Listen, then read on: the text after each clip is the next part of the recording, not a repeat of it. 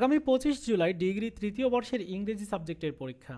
ইংরেজি সাবজেক্টের আসলে প্রশ্ন কেমন হবে, কিভাবে উত্তর লিখলে আপনি ভালো মার্কস পাবেন বা পাস করতে পারবেন, আজকের ভিডিওতে সেই বিষয়ে পরামর্শ আপনাদেরকে দিব। আমার পরামর্শ অনুযায়ী যদি আপনি পরীক্ষা দেন তাহলে ইংরেজি সাবজেক্টে কেউ ফেল করবেন না। তো চলুন আলোচনা করা যাক। প্রথমে আলোচনা করব হচ্ছে ইংরেজির প্রশ্ন কেমন হবে। ইংরেজির যে পরীক্ষাটি এটি কিন্তু 80 মার্কের হবে। 3 ঘন্টা 30 মিনিট সময় থাকবে। এই 3 ঘন্টা 30 মিনিটের মধ্যে আপনার 3টা পার্ট, এ পার্ট, বি পার্ট এবং সি পার্টের আনসার করতে হবে। প্রশ্ন হচ্ছে যে প্রশ্ন পাওয়ার পরে, মানে যখন আপনি পরীক্ষা দিবেন প্রথমে আপনি প্রশ্ন পাবেন, প্রশ্ন পাওয়ার পরে আপনার কোন পার্ট দিয়ে শুরু করাটা উচিত? এ পার্ট দিয়ে শুরু করাটা উচিত না, এ পার্ট দিয়ে শুরু করবেন না। বি পার্ট দিয়ে শুরু করা উচিত না, এটাও শুরু করা উচিত না। আপনার সি পার্ট দিয়ে শুরু করা উচিত, কেননা এখানে 50 মার্ক। আর পরীক্ষার শুরুর মুহূর্তে প্রত্যেক স্টুডেন্ট খুব ভালো করে লেখে, মাথা খাটিয়ে লেখে, ভালো করে হ্যান্ড রাইটিং, তারপর দেখতে সুন্দর দেখা যায় সেইভাবে করে লেখে। একদম শেষের দিকে অত ভালো করে লেখাও যায় না, ডিটেলও মাথার মধ্যে আসে না তখন। এজন্য আগে সি পার্ট, যেহেতু 50 মার্ক, এইটা আগে লিখবেন। এখন প্রশ্ন হচ্ছে যে সি পার্টের মধ্যে কোনটা কোনটা লেখা ভালো হবে। যেমন এখানে 10 নাম্বারে থাকবে হচ্ছে প্যারাগ্রাফ, 2টা প্যারাগ্রাফ থাকবে। 2টা প্যারাগ্রাফের মধ্যে যে কোনো একটার আনসার আপনাকে লিখতে হবে। এখন দেখা গেল আপনার প্যারাগ্রাফ কমন আসছে। যদি প্যারাগ্রাফ কমন আসে তাহলে প্যারাগ্রাফ লিখবেন। যদি প্যারাগ্রাফ কমন না আসে তাহলে প্যারাগ্রাফের মতো আরেকটা আছে, সেটা হচ্ছে এসে। এসেও কিন্তু 2টা থাকে, এসে 2টা থাকে। প্যারাগ্রাফ আর এসে একই রকম, একই রকম সব কিছু, জাস্ট নামটা আলাদা, প্যারাগ্রাফ আর এখানে হচ্ছে এসে। তো আপনার প্যারাগ্রাফ যদি কমন না আসে তাহলে এসে লিখবেন, এসে যদি কমন না আসে তাহলে প্যারাগ্রাফই লিখবেন। আর যদি প্যারাগ্রাফ স্কিপ করেন অথবা এসেও স্কিপ করলেন তাহলে রিপোর্ট, রিপোর্টটা কিন্তু সহজ হয়, সেটা আপনারা জানেন। রিপোর্ট লেখার ফরম্যাটও দিয়েছি, একটা ফরম্যাট দিয়ে সবগুলা লেখা যায়, সেই ফরম্যাটটাও দিয়েছি। এখন আপনি রিপোর্টটা লিখবেন। রিপোর্টটা কমপ্লিট হয়ে গেল, এরপর আপনি চাইলে লেটার লিখতে পারেন। আচ্ছা, রিপোর্ট লেখার পরে আপনি চলে যাবেন হচ্ছে 17 নাম্বার লিখতে, অথবা আপনি 17 নাম্বার দিয়েই শুরু করতে পারেন, এটাও ভালো হবে। পোস্টার অথবা অ্যাডভার্টাইজমেন্ট, এই 2টার মধ্যে যে কোনো একটার আনসার আপনাকে করতে হবে। এখন আপনি যদি পোস্টারের আনসার করেন তাহলে অ্যাডভার্টাইজমেন্টের আনসার করা যাবে না, যদি অ্যাডভার্টাইজমেন্ট করেন তাহলে পোস্টারের আনসার করা যাবে না। সো 2টার একটা আপনি উত্তর করলেন, তাহলে একটা গেল। এবার দ্বিতীয়ত হচ্ছে প্যারাগ্রাফ লিখলেন অথবা আপনি লিখলেন হচ্ছে রিপোর্ট। তো আমি ধরে নিচ্ছি 2টাই লিখলেন, তাহলে 17, 10, 11, 3টা হয়ে গেল। বাকি থাকলো 2টা।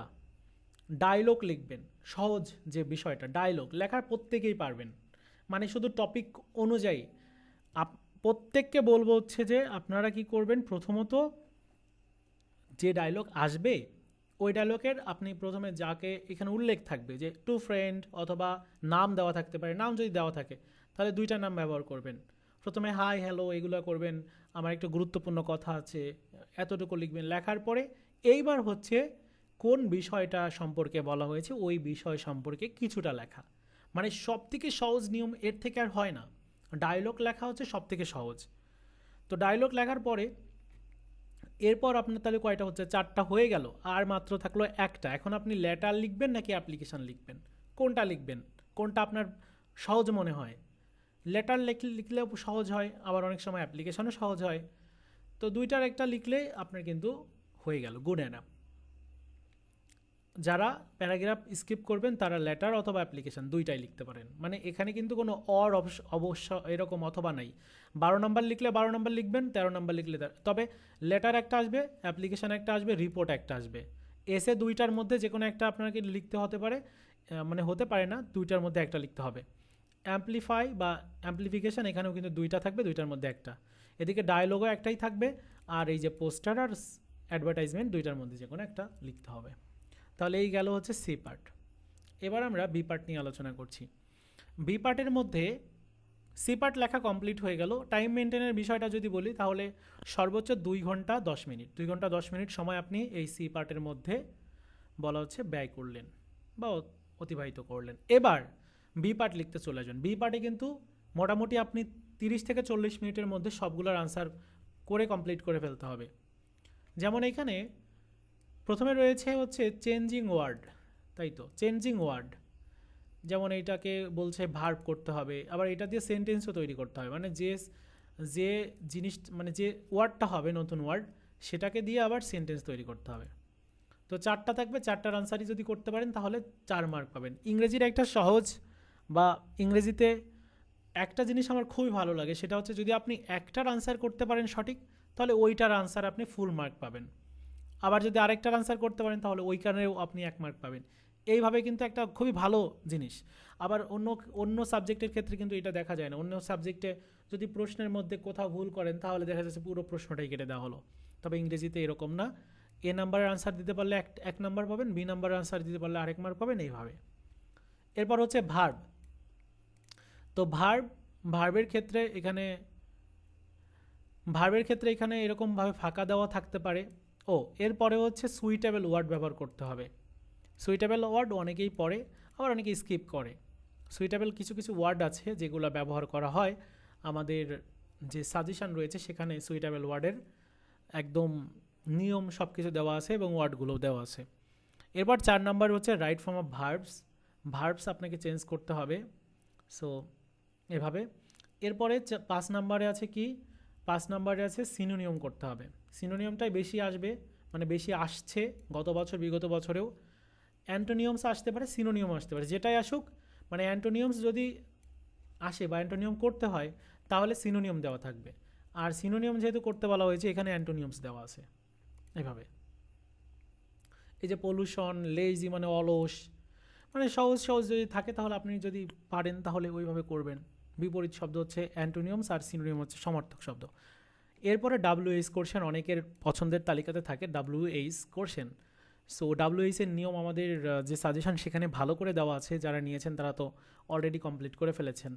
তো এই যে WH এটা কিন্তু আপনি লিখবেন। তারপরে রিঅ্যারেঞ্জ রয়েছে, এটাও গুরুত্বপূর্ণ। ছোটো হাতের ওয়ার্ড দেওয়া আছে প্রথমে কি ছোটো হাতের হয় না, তো বড় হাতের হয়। সো এরকমভাবে ঠিকঠাক করে দিতে হবে। তারপর পাঞ্চুয়েশন ব্যবহার করতে হবে, এইটাও কিন্তু সহজ বলা যায়, আমরা এটার সাথে পরিচিত। এবং ট্রান্সলেশন। তাহলে ওভারঅল আপনি যদি লেখেন তাহলে দেখুন, ট্রান্সলেশন লিখলেন, পাঞ্চুয়েশন লিখলেন, রিঅ্যারেঞ্জ লিখলেন, WH লিখলেন, 4টা হয়ে গেল।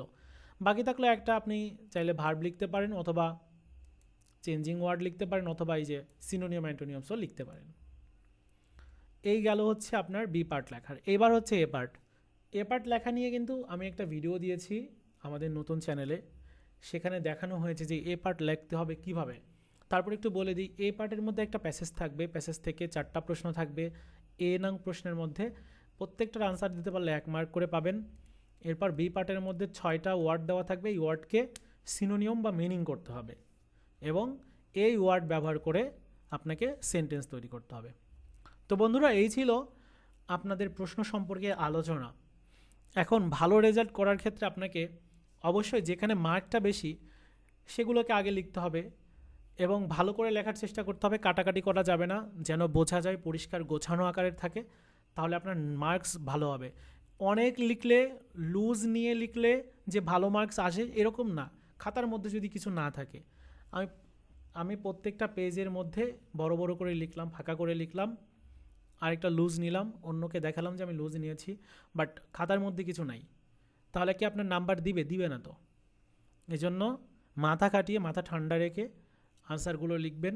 আশা করি প্রত্যেক স্টুডেন্টই অন্তত ইংরেজিতে পাস করবেন, যদি আপনার সেন্টেন্স ঠিক থাকে। অনেকে সেন্টেন্সটি ঠিক রাখে না, সাবজেক্ট দেয় না, অক্সিলারি তো দেয়ই না, আবার অনেক সময় দেয় কিন্তু সাবজেক্টের পরে দেয় না। ভার্বের পরে অনেক সময় অক্সিলারি অনেকে দিয়ে থাকে, কিন্তু ভার্বের আগে হয় অক্সিলারি। অনেক সময় অক্সিলারির পরিবর্তে শুধু ভার্ব হয়, ভার্বের সাথে এস বা ইএসও যুক্ত হয়, সেটাও মাথায় রাখতে হবে যদি subject third person singular number হয় তখন। তো এইভাবে কিছু বিষয় আছে যেগুলো একটু গুছিয়ে টুছিয়ে লিখলে আপনি ভালো মার্কস পাবেন। ভালো মার্কস যদি আপনি পাস করার উদ্দেশ্যে পড়েন তাহলেও আপনি পাস করতে পারবেন। তো এই ছিল ভিডিও, দেখা হচ্ছে নতুন ভিডিওতে। ভালো থাকুন সবাই, ধন্যবাদ।